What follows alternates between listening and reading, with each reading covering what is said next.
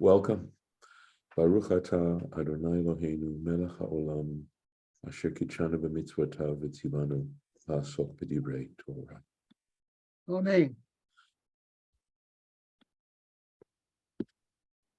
And of course, we are now into the Parsha, the second to last Parsha of the Torah, Ha'azinu, give ear. And we've already gone through, 4 verses of this. There's a lot of Rashi on this and a tremendous amount of Torah Tmima on this, which we'll, God willing, get to at some point. But we'll keep working through the Chumash and the Rashi for this time. So it's basically, it starts off, this is actually where the previous verses are addressing and asking the heavens and the earth to witness what Moses is about to tell the Israelites. So I think it's called an approbation, possibly. And this is in a way where the whole thing starts, where it's declaring God's righteousness. So again, it's well set up in how this poem is constructed. So this basically is talking about how God's work is perfect, right? All his ways are justice, right? Faithful, no iniquity, righteous and upright is he. And then we get to this. Shichet lo, and it's really a question here, right? Is perversion his law? Banav munam. So the answer to this question is law. Perhaps we could make it as a statement as shichet lo, right? That perversion is not to be found in him. Banav mumam. Again, I can tell you that the Hebrew syntax is not easy at all. I guess we could say it's poetic syntax. It takes some license, I think, with the language. Literally, it means his sons, their defect. So meaning it's his sons that bear the defect. And describing the defect a little more specifically, not very specifically, but more specifically, what do we mean by a defect? A generation, door, ikesh, crooked, ufataltol, and perverse. And Rashi will go into these words. Again, Hebrew poetry can be, from a vocabulary point of view, quite, it's highly literary, and pretty much any language, when it gets into, if it has a literary form, it's much more complicated, and the vocabulary tends to extend quite significantly in that situation. So let's take a look. This is where we actually left off last year. Shichet lo the gomer. So shichet lo, perversion is his, etc. Targumo. So he says we understand this as the Targum understands it. Chabilu, here's the word chabilu. I translated it here as corruption lahon, so meaning corruption is theirs, lahon to them, lahem, velo le, and not to him. That's the error. That's dafka the way in which we would translate that. That's the Aramaic, right? So I looked up chabilu in the Gestor dictionary, and the best I could come, there's a bunch of words that are, it can also mean, I believe lachabol means can damage, stuff like that. So one translation was, chabilu lahon, right? Woe to them. Lo le, okay, and is not to him. So the Targum clearly takes this as an abbreviated form of this, right? Okay, so in other words, the troubles will go to them. They're not his. Benaya di palchu, and then he says, sons di falchu, who served the ta'avata, which sounds like it. Ta'ava means it's like when you yearn, but in a negative way, for something. Dara de ashniu ovadohi, a generation that has changed its service. V'ishtaniu. Okay, so again, so ashniu, ishtaniu. Again, this is a reflexive form of this word. So in other words, how you can see that the Targum is taking a lot of poetic license here in terms of the translation, that it's more of an interpretation than a translation. And I'm trying to think of how I'd like to translate ta'ava. It's just escaping me this moment. But So if it, when you say it's a negative kind of yearning, does that mean it's a yearning for something negative, or it's a yearning that has a kind of angst-ridden feeling to it? okay, I just thought of the word. The word is lust. That's the word, Oh, to lust. neither. Right. Yeah. Well, it definitely is a yearning, right? It's wanting something very badly, extremely, but definitely has a negative connotation to it. Well, Ava is a lust. it That's doesn't have to have a negative it possibly it depends, does. I guess, on your perspective, but they talk about like there's lust for life, lust for this, Correct. lust for that, I and know. even Right. lust for a person doesn't have to be construed as a negative thing. Its actions can be negative. I would agree with you. It's a beautiful I think it's a Hasidic explanation of why God created the world. And the answer is because I think lusts tend to be more emotionally driven than rationally driven. And the Hasidic, as I recollect it, was that God had a lust to create the universe. So you're right. It doesn't necessarily, context really determines how negative it is. But I think here it's talking about lusting after something that wasn't following God. And again, yeah, just to be able to have some control over what you're lusting over. But in some ways, that's almost a contradiction in terms. At any rate, I'm going to go on, right? Banav mumam, again, because of the syntax here. Banav hayu, look at this, how he pulls apart some of the connotation of the language, right? They were his children, the hashchata shehishchitu, and the perversion that they went after, he mumam, that is their defect. That's the defective element that they have. Again, banav mumam. So mumam shel banav, the defect of his children, haya velo mumor. That it was, the point is that, again, what the language is trying to say is that whatever defects are going on, it belongs to his children and not his defect. It's not that he has a defect. Dor ikesh, a crooked generation. Akum, so that's a clearer Hebrew word. Akum means crooked, right? Ukal, and perverted. The more, and he gives an example from another verse from Micah chapter 3. Ve'et kol hayishara, and everything that was straight, ya'akshu, there's the ikesh, right?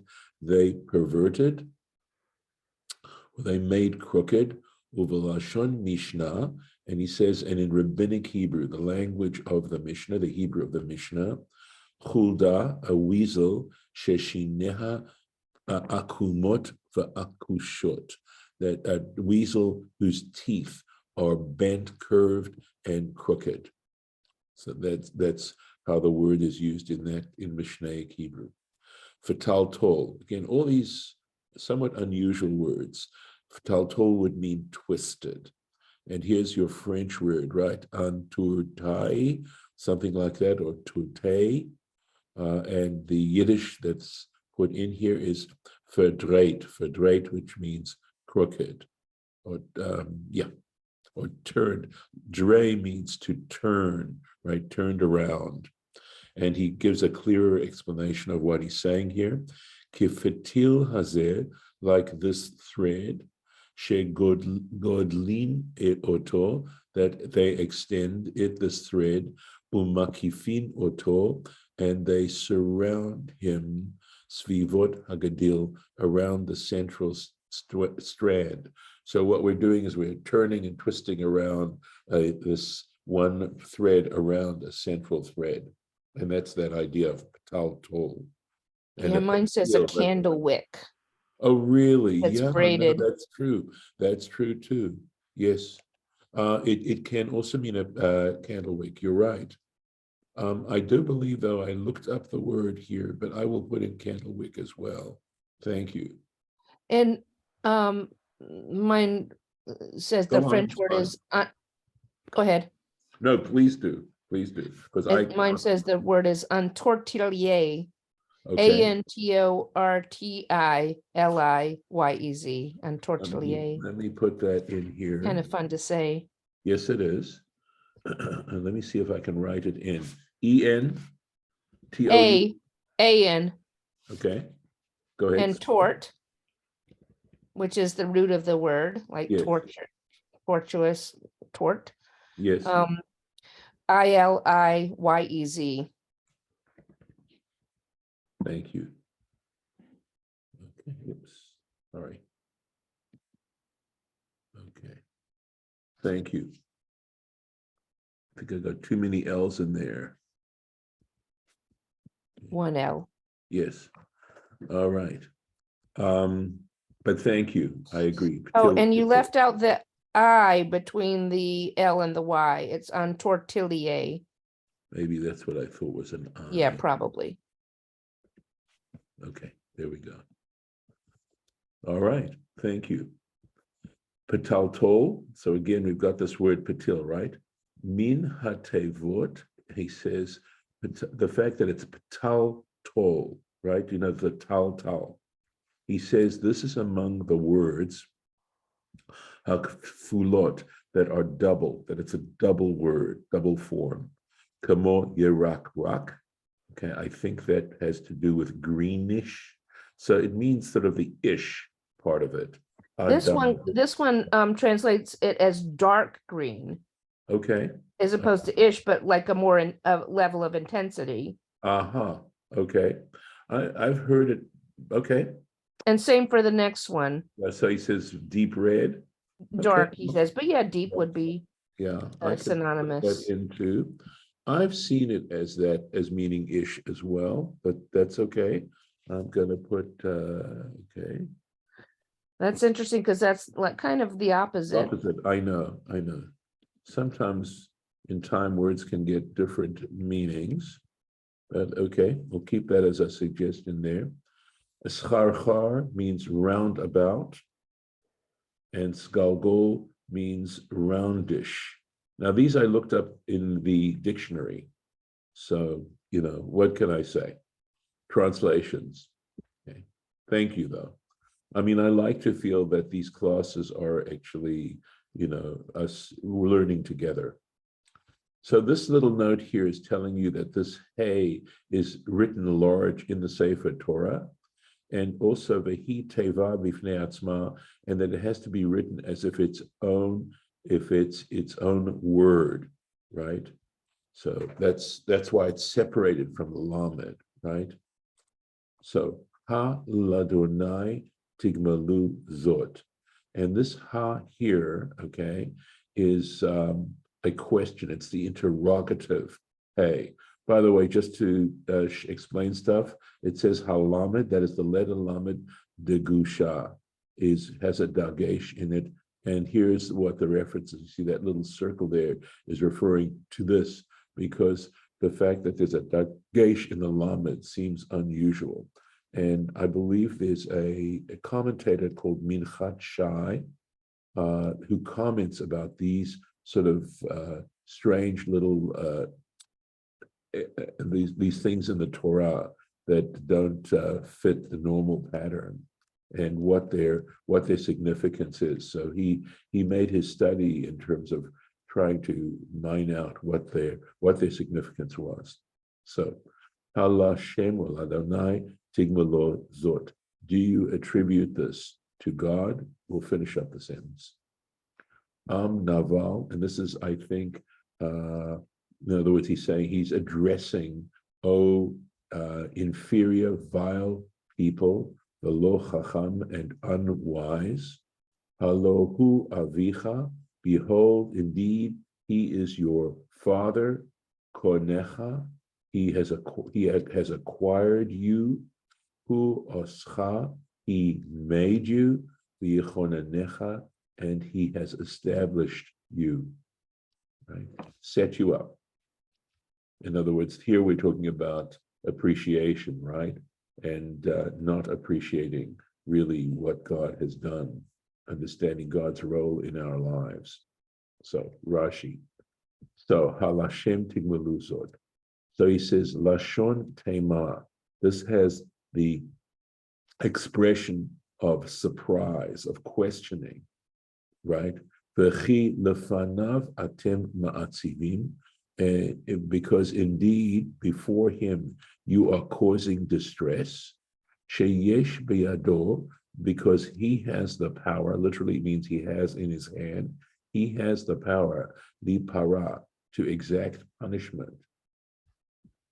In other words, why are you doing this? You're only going to hurt yourselves. Mikeb, from you. V'shehetiv lachem, and nevertheless, right, God has done well by you, b'chol hatovot, in all kinds of good acts. Am naval, right? Oh, people, oh, foolish people, or vile, or something like that. Sheshachachu, who have forgotten et ha'asui lachem, that what was done for them, right? Incidentally, on the word naval, it's related to a word nevela. And the word nevela basically refers to the carcass of an animal that has died of itself, that has simply died naturally. And a nevela, it's referred to by that same word, right? Because one is forbidden to consume it. It's considered to be a vile thing to consume an animal that has died naturally. I will tell you that I had heard an interpretation that one of the purposes of shechita, of ritual slaughter, is to allow the animal's soul to be elevated. That is something that the act of shechita does for the animal, which is why now the body is you're allowed to eat the meat of such an animal that is ritually and properly slaughtered. Okay. V'lo chacham, and not wise, lahavin, wise enough to understand, et hanoladot, the consequences, sheyesh biato lehaitiv ulahara, because God has the capability of doing well for a person. This is causative, he feel, and to, or it could be lahareya, I suppose, but I think it's lahara, and to do bad, to cause bad things to happen, or to cause good things to happen. Halohu avicha konecha, right? The way I translated it was, he is your father who has acquired you, right? Yeah, and look at how Rashi takes this word hanecha and interprets it differently, plays around with it. So shekinacha. So here's the word from the word kain with a kufnun, which means a nest, a bird's nest, right? He has nested you. Bekanancha bekain, because he nested you in a nest haslaim of the rocks. Uva eretz chazaka, and in a harsh land. Shetikencha, because he outfitted you, b'chol minei takana, with all kinds of, I was trying to find a good word for it, this was as best as I could do, improvement. I mean, that's the essential connotation of this word. In other words, things that make your life easier, more pleasant, etc. Hu ascha, he made you, uma ba'umot, how did he make you? As a nation among nations. Yeah, go ahead. Rabbi, before you go into the next Rashi, I just want to mention that the Chabad is making the first two parts of that verse into questions, because there's another hey where it says hello, Yes, hello, who, so it says for here, is this how you repay the Lord, you disgraceful, unwise people? And then it says, is he not your father? Instead of he is your father, it says, is he not? Because it has that hey again. right, right. But it is an interrogative. That's the point. The halor is the hey. It's more than, it's not law in, yeah, okay, I guess you could. But when Well, you that, use, when you start a word with, okay, so for example, the way I would translate it in French would be est que, where you can turn a mhm, sentence into a question by simply right, introducing a word, and right. that's my sense of the word halor. Okay, and it's Yeah, true. but Yeah, I is it think not? Mhm. I was responding because I think you just read it, he is your I father, did, as I opposed to, did. Right. isn't he your father? Right. No, no, no. It's more accurate. It is definitely interrogative, but it's also it's not a it's not simply a question. It has more of a sense of an you know more it's a rhetorical question. David, Right. David. Yeah, I was just going to ask, you were said about things that make your life easier. So you're talking about conveniences. Is that what you mean? Things Yeah, that I mean, right. And here it says Again, reparations for that, yeah, I don't but know if that's, reparations is a helpful word there. yeah. I mean, the so word, they're trying to get the word letaken means to repair. Okay, yeah, go ahead, David. no, I was just wondering what the intent. Okay, if it's not that, then that's fine. That's just yeah. I mean, if you But think about all the things that we have in life, right? Like electricity, right? The conveniences, that's yeah, maybe that would be a good word for me to type in there, right? yeah, Although, that's what I was thinking when you said yeah, all the things that have been provided to make your life easier. Those are conveniences, right? So yes, anyway, that's just a yes. suggestion. No, thank you.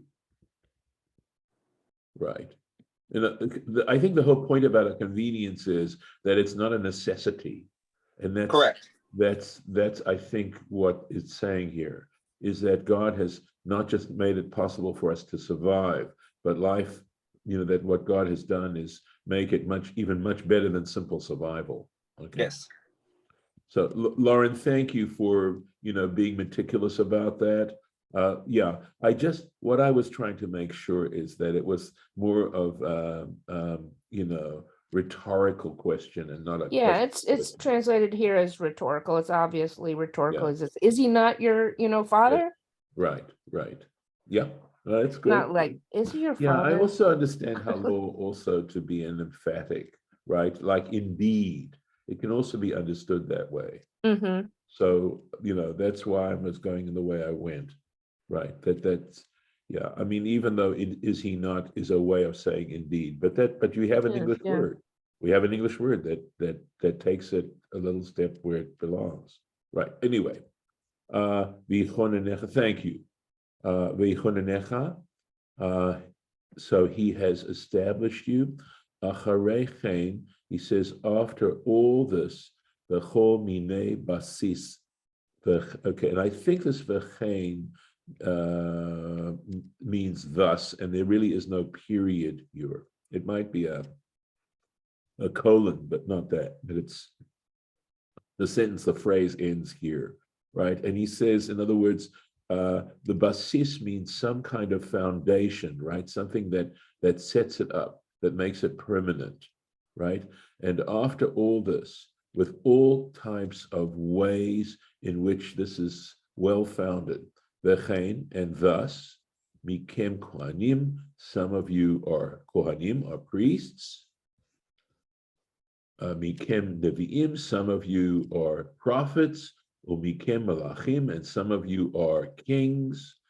And now just in terms of using this metaphorically, so it could refer, it could, like a fortified city, in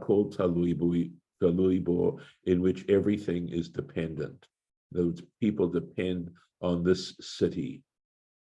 And just the fact that prophets and priests and kings are in a way where things can get based in. So And So- this one says Sifrei 32:6. Okay. Yeah, I don't have, let me see, I'm looking. Here's something. Here's a reference to the Sifrei here. And oh, look at all these Torah Tamimas here. Okay, a lot of Rashi though. Okay. This is probably a good place since this is the Sheni. We can stop. I'm going to stop right here. Tomorrow morning, I actually have an appointment. Let me stop the share and the recording.